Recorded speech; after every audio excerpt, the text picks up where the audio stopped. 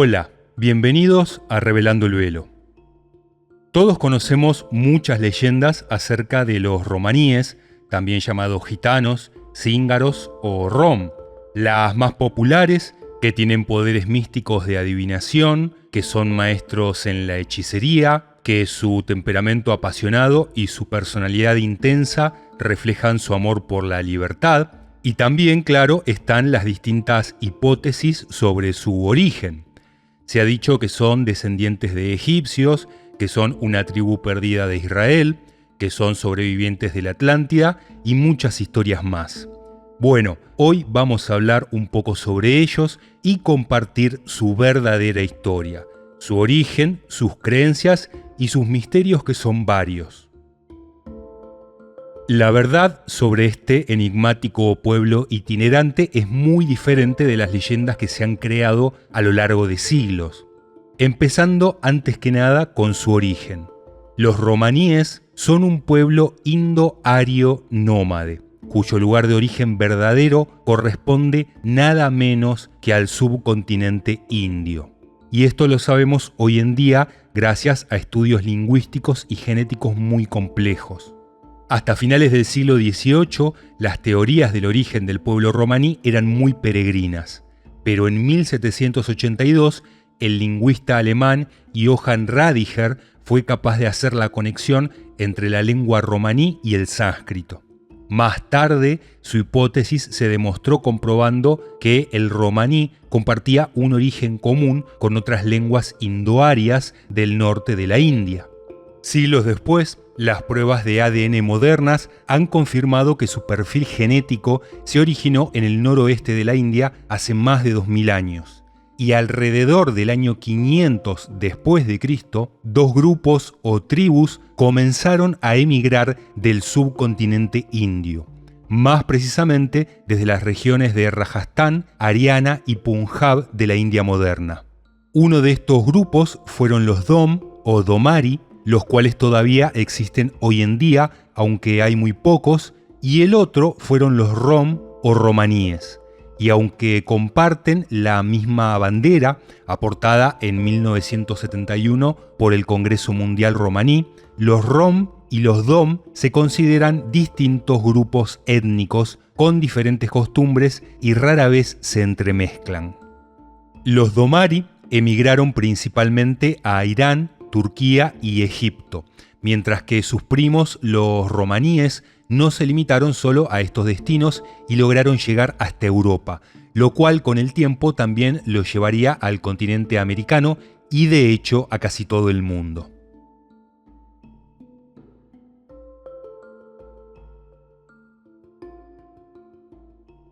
El pueblo romaní hoy en día se calcula entre los 12 y 20 millones de personas, lo que los convierte en una de las minorías étnicas más grandes del mundo.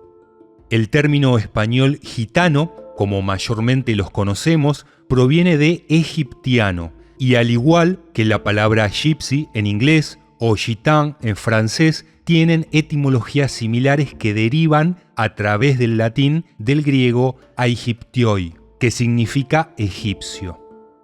Este apodo se debe a una creencia errónea de que eran egipcios nómades, creencia que en cierto momento los mismos gitanos medievales alimentaron diciendo que provenían de un lugar llamado Pequeño Egipto. La referencia más antigua documentada corresponde a 1425, cuando dos romaníes solicitaron un salvoconducto al rey Alfonso V de Aragón, en el cual se hacían llamar condes del Egipto Menor. Los romaníes nunca se han identificado con un territorio o país y no anhelan una patria lejana de la que sus antepasados podrían haber emigrado. O sea, no tienen ningún concepto o ambición de soberanía nacional en un sentido territorial, sino que se identifican con un concepto de libertad, algo difícil de explicar, que no está en el contexto de un lugar de nacimiento o un territorio de origen, sino más bien relacionado a su gente y a su comunidad. Esta noción de desapego nacional tal vez se ha formado por el hecho de que carecen de textos sagrados o referenciales. Sus orígenes e historia se han transmitido a través de generaciones, siempre por medio de leyendas tradicionales y de forma oral, y que a menudo se contradicen entre sí dependiendo el país o de la subrama a la que pertenecen. Estas leyendas, como sus costumbres, están cargadas de magia y superstición, pero de eso vamos a hablar al final, porque es mucho y también porque hay muchas sorpresas. Lo cierto es que, a pesar de todo esto, algunas ramas romaní han llegado a establecerse de manera permanente en algunos territorios, especialmente en España, el sur de Francia y el Reino Unido. El pueblo romaní de España, que es el que más reconocemos los hispanohablantes, pertenece a la rama ibérica denominada Calé, que también está presente, aunque en menor número, en Portugal y en el sur de Francia. Este grupo tiene un sentido de identidad y cohesión único entre otras ramas romaníes, debido a un sistema de valores y tradiciones compartidas conocidas como leyes gitanas. Estos códigos sociales piden que los gitanos calé mantengan sus círculos sociales limitados dentro de su propia etnia y a menudo la endogamia de ser necesario. No se sabe del todo cómo los gitanos llegaron a la península ibérica. Sin embargo, una teoría popular pretende que llegaron a través del norte de África, cruzando el estrecho de Gibraltar. Esta teoría se ve reforzada por el hecho de que originalmente fueron llamados Tingitanis, o gitanos del Tánger.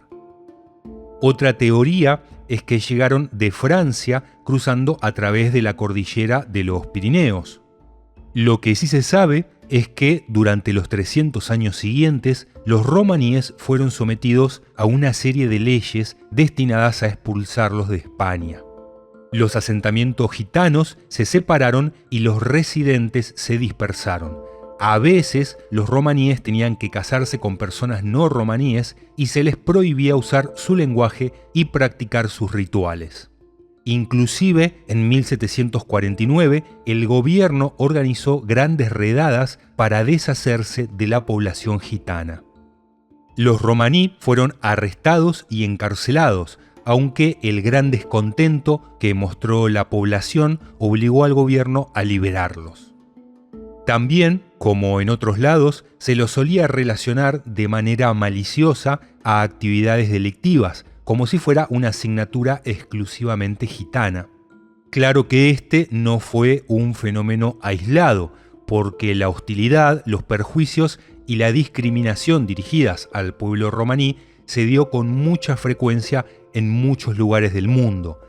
De hecho, en Europa no solo con los romaníes, sino con distintos grupos itinerantes, como por ejemplo los yenis alemanes, los viajeros irlandeses, los viajeros indígenas noruegos y los gunwagen o campistas holandeses. En Inglaterra, por ejemplo, se declaró ilegal ser gitano en 1530, y esta ley no fue derogada recién hasta 1784. Una de las formas de arte más descriptiva de la cultura romaní en España es el flamenco, la palabra que se aplica a determinada música y baile de los artistas gitanos. Si bien gran parte de la información sobre el origen de esta forma de arte se ha perdido en la historia, se sabe que Andalucía fue su lugar de nacimiento. El flamenco es una música híbrida que evolucionó desde el dominio árabe en España. Tras su expulsión de la península ibérica, sus instrumentos y sus formas musicales fueron modificadas y adaptadas por cristianos y judíos y más tarde por romaníes. Ahora bien, acá viene quizás el punto más interesante y misterioso acerca de los romaníes, y es que la tradición gitana no tiene una creencia religiosa común, pero siempre está impregnada de magia y de superstición. Desde su primera aparición conocida en Europa, en el siglo XV, los gitanos siempre han sido señalados como practicantes de las artes mágicas y sin duda que influyeron en la magia popular donde quiera que fueron. De hecho, se los considera uno de los principales difusores del tarot, señalando que aunque no lo desarrollaron, lo esparcieron por toda Europa. Desde el Renacimiento, en particular, se los asoció con brujas satánicas y magia negra, y debido a esto es que muchos fueron perseguidos y hasta ejecutados. Pero lo cierto es que los romaníes generalmente adoptan la religión dominante de su país anfitrión, y sobre todo en caso de que sea necesaria una ceremonia asociada con una institución religiosa formal, como puede ser un bautismo o un funeral, aunque sus sistemas de creencias tradicionales permanecen reservados independientemente de tales procesos de adopción. No sé si soy claro, no me refiero a que esta dualidad se dé de una manera maliciosa, sencillamente es su manera y su costumbre. Asimismo, a través del tiempo, ellos también han absorbido muchas costumbres de los lugares por los que han pasado, y por eso muchas de sus prácticas tradicionales contienen elementos tanto cristianos como paganos y tanto occidentales como orientales. Por ejemplo, en España y Latinoamérica, los gitanos son mayoritariamente cristianos católicos, como resulta lógico, aunque entre algunos de ellos se den prácticas tradicionales de carácter mágico, entre comillas, o más bien de hechicería. El beato Ceferino Jiménez Maya es considerado recientemente el patrón del pueblo romaní en el catolicismo romano. Se sabe muy poco sobre las prácticas gitanas más tempranas. La mayoría de referencias y observaciones proviene del siglo XVIII en adelante. Voltaire, Rosacruz y alquimista, propuso que eran descendientes de los sacerdotes de Isis y seguidores de Astarte, lo cual, la verdad, suena un poco azaroso, pero esta afirmación tiene una pequeña base de realidad, ya que están relacionados con otra diosa que puede tomarse como un sincretismo de estas. Y ahí vamos. El universo gitano está poblado de varias deidades y espíritus. Esto depende siempre de la subrama y muchas veces del territorio que frecuentan, ya que, como dije antes, suelen adoptar la religión de la tierra que visitan, pero claro, mezclándola con costumbres típicas de ellos. Entendiendo esto, les paso a comentar un resumen de las creencias de distintas ramas romaníes que no son generales a todas, pero sí muy comunes. La figura de Dios generalmente es denominada Del, y todo lo que está por encima, el cielo, los cielos y los cuerpos celestes. Beng es el diablo, la fuente de todo mal. Al igual que los cristianos, los gitanos creen que el diablo es muy feo, con cola y con apariencia reptiloide, y tiene el poder de cambiar de forma. Existen cantidad de leyendas de pactos con Beng, como si fuera una actividad muy común. La adoración a la luna y al fuego también son extensas entre los gitanos, lo cual no es de extrañarse, ya que es común a muchísimos grupos humanos. Lo que sí es muy llamativo es que, por lo que he investigado, aparentemente nunca adoraron al sol, o por lo menos en un grado significativo. Creo que esto puede deberse a que, al ser un grupo nómade, no tengan conexión con ningún tipo de culto agrícola. La luna es personificada por el dios Alaco, defensor de los romaníes y que guía a sus almas después de la muerte, o sea, un psicopompo. Alaco originalmente era Dundra, un hijo de Dios enviado a la tierra para enseñar la ley humana, que ascendió a la luna y se convirtió en un dios. Como decíamos antes, el fuego es muy importante en la espiritualidad gitana y se considera divino, con la capacidad de sanar, proteger y castigar el mal. También en algunas ramas se encuentran adoraciones del tipo fálicas y es bastante común la creencia animista de objetos, como herramientas o prendas de vestir.